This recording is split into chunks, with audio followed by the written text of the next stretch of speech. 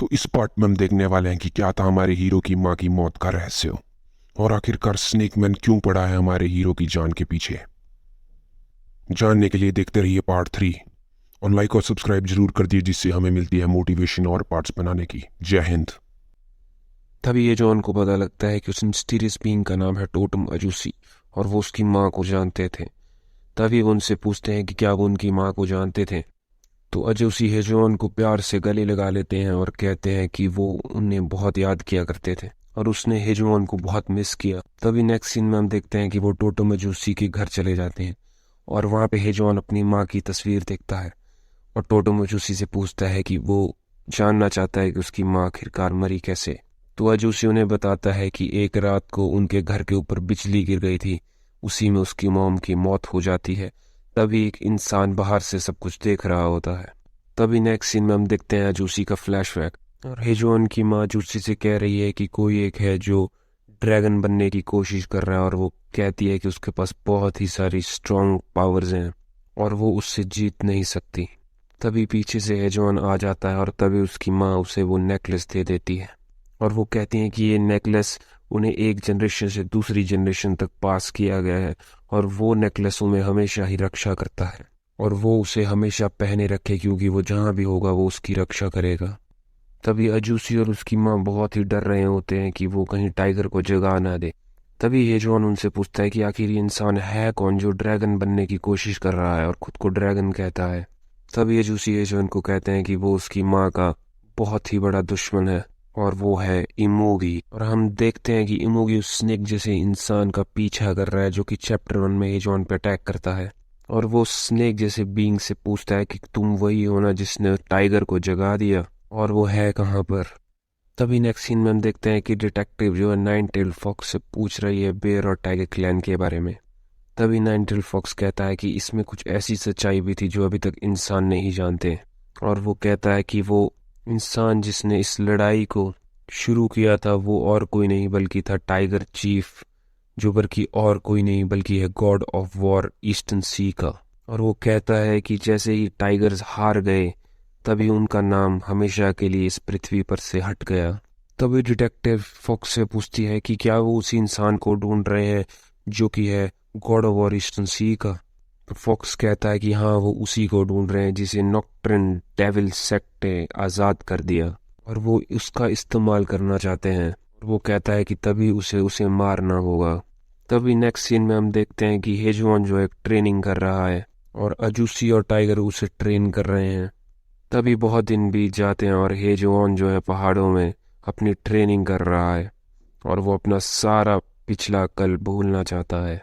तभी अचानक से उसे याद आता है कि कैसे उसकी माँ मरी थी और वो उस इंसान को याद करता है जिसने उनके घर पे बिजली फेंकी थी और वो देखता है उस इंसान को जो कि बेयर ट्राइब का लीडर था और कैसे उस समय हेजोन एक छोटा बच्चा था और वो रो रहा था और अपने घर को सिर्फ चलता हुआ देख रहा था।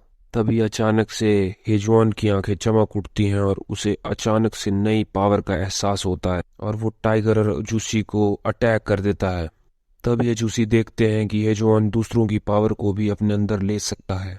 वही उसकी है एक सीक्रेट टेक्निक और ये वही ताकत है जो कि बेयर ट्राइब के लीडर के पास भी है। और जूसी कहते हैं कि ये वही ताकत है जो दूसरे की पावर को ऑब्जर्व करती है लेकिन वो अगर मर गया है तभी, और वो उस पावर को मन चाहे उसके बाद इस्तेमाल कर सकते हैं।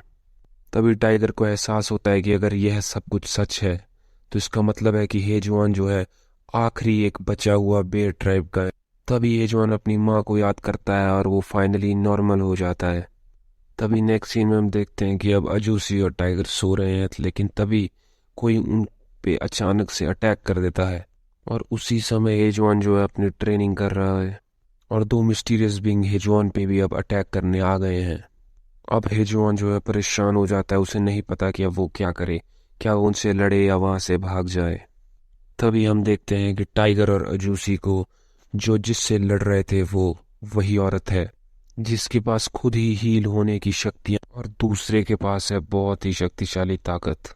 तभी टाइगर उठ जाता है और उनसे पूछता है कि क्या तुम वही हो जो डेविल सेक्ट के लिए काम कर रहे हो। तभी वो औरत कहती है कि नहीं, वो सिर्फ एक असैसिन है जो उन्हें मारने आए। तभी टाइगर को रियलाइज होता है कि ये वही लोग हैं जो हेजोन को किडनैप करने के लिए आए हैं। तभी नेक्स्ट सीन में हम देखते हैं कि हेजोन उन दोनों इंसान से लड़ रहा है, और जैसे ही वो इंसान उसके अंदर चाकू डालने ही वाले होते हैं तभी हेजोन को एहसास होता है योंग हो की पावर्स का, और वो फाइनली उन पावर्स को इस्तेमाल करता है और उन पे कंट्रोल ले लेता है, और वो लड़ते लड़ते उन्हें काफ़ी टक्कर देता है।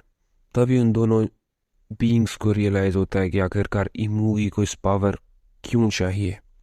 तभी हम देखते हैं अब टाइगर और अजूसी की फाइट को, जिसमें वो कैसे उन दोनों औरत और उस इंसान से लड़ रहे हैं।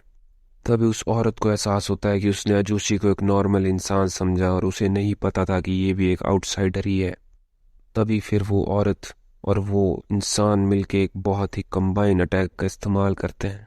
तभी हम दूसरी तरफ देखते हैं हेजोन की फाइट को, जिसमें कैसे हेजोन लड़ रहा है और वो लड़ लड़ के थक जाता है, और कैसे दूसरा जो बीइंग है वो उसे चेन से पकड़ लेता है और उसे बांध देता है। लेकिन जो दूसरा बीइंग है वो कहता है कि हम इसे जिंदा नहीं छोड़ सकते, हमें हेजोन को मारना ही होगा। तभी दूसरा कहता है कि नहीं, हम इसे नहीं मार सकते क्योंकि हिमूगी इसे जिंदा ही चाहता है। तभी नेक्स्ट सीन में हम देखते हैं कि अजूसी और टाइगर उस लड़की और उस दानव से लड़ रहे हैं, और वो दोनों एक साथ अटैक करते हैं उस औरत की गर्दन पर।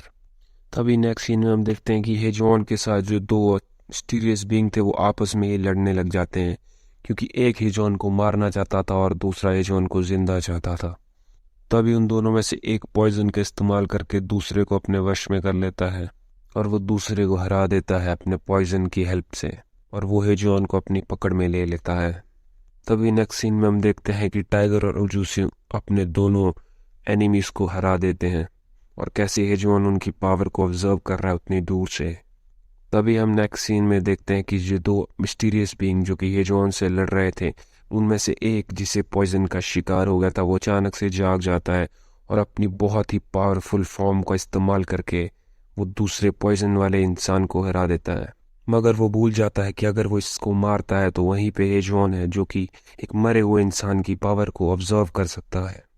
तभी वो उसे मार देता है और हेजोन उसकी पावर को ऑब्जर्व कर लेता है, और वैसे ही हेजोन अपने चेन से बाहर निकलते ही दूसरे बीइंग से लड़ने लग जाता है, और बहुत सारे ब्लेड्स की मदद से वो उसे भी हरा देता है और मार देता है। तभी दूसरी तरफ से टाइगर और अजूसी आ जाते हैं, और वो हैरान हो जाते हैं कि उन्होंने हेजोन को देख लिया है और उसकी असली पावर को देख लिया है। तभी नेक्स्ट चैप्टर में हम देखते हैं कि वो एल्फ हमारे सामने आ जाता है, और वो याद कर रहा होता है कि कैसे उसे हेजोन ने जाने दिया था और उसकी मदद की थी भागने में। तभी पीछे से इमोगी आ जाता है एल्फ के पास और पूछता है कि वो जानता है कि हेजोन कहाँ पर है। तभी एल्फ उसे बताता है कि उसे कुछ पता नहीं, क्योंकि वो सब कुछ भूल गया, क्योंकि वो बहुत ही इंजर्ड था। तभी इमोगी उसे कहता है कि अगर वो सब कुछ उसे नहीं बताएगा तो वो उसके सारे जानने वाले और सारे गांव के लोगों को मार देगा। तभी एल्फ जो है ट्रांसफॉर्म हो जाता है और इमोगी पे अटैक कर देता है, क्योंकि वो नहीं चाहता था अपने सारे जानने वालों को मरना। तभी इमोगी कहता है कि तू एक आउटसाइडर है और तुम एक अकेले हो। तभी हम एल्फ के एक फ्लैशबैक देखते हैं, जिसमें वो कैसे उन विलेज वालों का एक बहुत ही पसंदीदा इंसान है, और वो कैसे विलेज को लीड करता था, और कैसे विलेज का हर एक इंसान उससे बहुत ही ज़्यादा प्यार करता था और बहुत ही लगाव करता था, और कैसे उसकी एक और पार्टनर थी जिसका नाम था मुकवा, जिससे वो बहुत प्यार करता था, और कैसे एक दिन इंसानों ने उस विलेज पे अटैक करके सभी को मार दिया, और कैसे एल्फ और मुकवा वहां से भाग उठते हैं, और एल्फ जो है मुकवा को अपने कंधे पे उठाकर बर्फ वाले रास्तों से जा रहा था, और कैसे उसकी पार्टनर मुकवा बूढ़ी हो जाती है, मगर वो नहीं होता क्योंकि वो एक एल्फ था, और वो उससे कहती है कि वो हमेशा से एक हीरो ही रहे और हमेशा उन विलेजर्स की हेल्प करे और उन्हें रक्षा करे। तभी हम प्रेजेंट में आ जाते हैं और देखते हैं इमोगी और एल्फ की लड़ाई को, जिसमें एल्फ अपनी सारी शक्तियों का इस्तेमाल करके इमोगी पर अटैक करता रहता है, लेकिन इमोगी को कुछ नहीं होता और वो उसे हरा देता है और उसे ग्राउंड पे गिरा देता है और उसे बेहोश कर देता है। और इमोगी शडरवॉक को कहता है कि उसे वो बांध के रखे और अपने साथ रखे, क्योंकि वो बाद में उनके लिए बहुत ही काम आएगा। तभी शडरवॉक पूछती है कि वो विलेज का क्या करें, तो इमोगी कहता है कि वो इस पूरे विलेज को जलाकर राख कर दिया जाए। तभी नेक्स्ट चैप्टर में हम देखते हैं कि फॉक्स और डिटेक्टिव फ्लावर आइलैंड पे पहुंच चुके हैं और सब कुछ पीछे से देख रहे हैं, और उन्हें लगता है कि अजूसी ही टाइगर है। तभी अजूसी को एहसास होता है कि कोई उनको देख रहा है, और वो तभी उन पर अटैक कर देता है और पूछता है कि आखिर तुम हो कौन। तभी नेक्स्ट सीन में हम देखते हैं साइंटिस्ट को, ह्यूटा को, जो कि अब नए टेस्ट सब्जेक्ट के साथ अपना एक्सपेरिमेंट कर रहा है और वो नया टेस्ट सब्जेक्ट और कोई नहीं बल्कि है एल्फ। और ह्यूटा कहता है शडरवॉक को कि वो सब कुछ जानता है कि कैसे वो अपने मिशन में नाकाम हुए। ये सब कुछ सुनकर शडरवॉक हैरान हो जाती है कि आखिरकार इस साइंटिस्ट को इतना सब कुछ मालूम कैसे है। और वो साइंटिस्ट कहती है कि तुम्हें घबराने की कोई ज़रूरत नहीं क्योंकि इमोगी के सब कुछ कंट्रोल में है। तभी नेक्स्ट सीन में हम देखते हैं कि फ्लावर आइलैंड पे अजूसी और फॉक्स आपस में लड़ रहे हैं। और अजूसी कहता है कि तुम ही लोग हो जो उन्हें पहले भी अटैक कर चुके हो उस रात को जब वो सो रहे थे। लेकिन फॉक्स कंफ्यूज हो जाता है और वो कहता है कि नहीं, तुम्हें कोई गलत फहमी हुई है, और कहता है कि हमें लड़ना नहीं चाहिए और मुझे तुम्हें एक बात बतानी है और तुम्हें उसे सुनना चाहिए। तभी पीछे से टाइगर आ जाता है और अब फॉक्स को रियलाइज़ होता है कि अजूसी टाइगर नहीं बल्कि ये जो इंसान जो पीछे से आया है वही टाइगर है। तभी हेजॉन भी वहाँ पे आ जाता है और उसे भी एहसास होता है कि जो फॉक्स है और जो एजेंट है वो हैं डेविल सेक्ट के। तभी फॉक्स उन्हें सब कुछ क्लियर करके कहता है कि नहीं, वो ये सब नहीं है, वो सिर्फ अपने फ्रेंड्स के लिए जो कि मिसिंग हो चुके हैं और वो कि गुमशुदा हो चुके हैं, वो उन्हीं का पता करने के लिए यहाँ के लिए आया है। वो जो उसके फ्रेंड्स को किडनैप कर रहे हैं और गायब कर रहे हैं वो और कोई नहीं बल्कि वो बीइंग है जो कि इस दुनिया पे अपना राज करना चाहते हैं।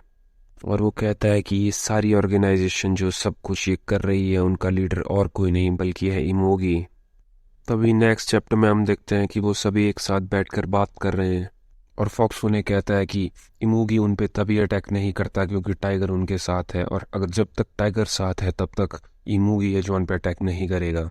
तभी हेजॉन कहता है कि वो मरते दम तक इमोगी से लड़ता रहेगा। तभी अजूसी कहता है कि नहीं, वो ये सब होने नहीं देगा क्योंकि वो जानता है कि इमोगी कितना शक्तिशाली है और उसने उसकी ताकत देख ही रखी है। तभी टाइगर और फॉक्स को लगता है कि कोई उन पे आ रहा है।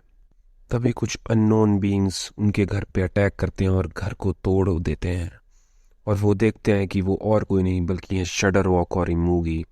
ये सब देखकर हेजॉन हैरान हो जाता है क्योंकि वो पहली बार देख रहा था अपनी माँ के दुश्मन को और अपनी माँ के हथियारे को। तभी फॉक्स देखता है कि जितने भी ज़ॉम्बीज इमोगी के साथ खड़े हैं वो और कोई नहीं बल्कि उसके वही दोस्त हैं जो कि गायब हो गए थे। तभी नेक्स्ट सीन में हम देखते हैं कि वो सब अब उनसे लड़ने लग जाते हैं और कैसे हेजॉन जो है ज़ॉम्बीज को मार रहा है मगर उनको मारने के बावजूद भी उनकी पावर्स को ऑब्जर्व नहीं कर पाता। तभी हम देखते हैं जो कि ह्यूटा साइंटिस्ट है, ये सब कुछ उसी की करामात है, कैसे उसने उन सब चीज़ों को मॉडिफाई करके रखा था ताकि हेजॉन उन्हें ऑब्जर्व ना कर पाए। तभी हम देखते हैं कि इमोगी के साथ वो स्नेक भी खड़ा है जो कि बदला लेना चाहता है हेजॉन से उस दिन का, और वो उसी टाइम अटैक कर देता है हेजॉन पे।